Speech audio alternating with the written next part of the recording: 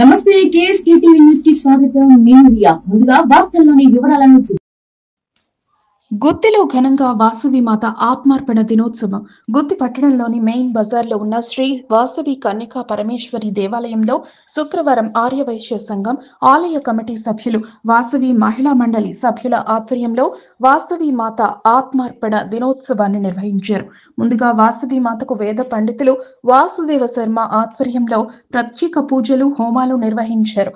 ఈ కార్యక్రమానికి ముఖ్య అతిథిగా గుత్తి టీడీపీ ఇన్ఛార్జ్ గుమ్మనూరు నారాయణ కుటుంబ సమేతంగా విచ్చేసి పట్టు వస్త్రాలు అమ్మవారికి సమర్పించారు. ముందుగా వారికి ఆలయ కమిటీ వారు, అర్చకులు వారికి ఘన స్వాగతం పలికారు. అనంతరం వారు అమ్మవారిని దర్శించుకొని ప్రత్యేక పూజలో పాల్గొన్నారు. ఈ కార్యక్రమంలో భక్తులు, భక్తాదులు పాల్గొన్నారు.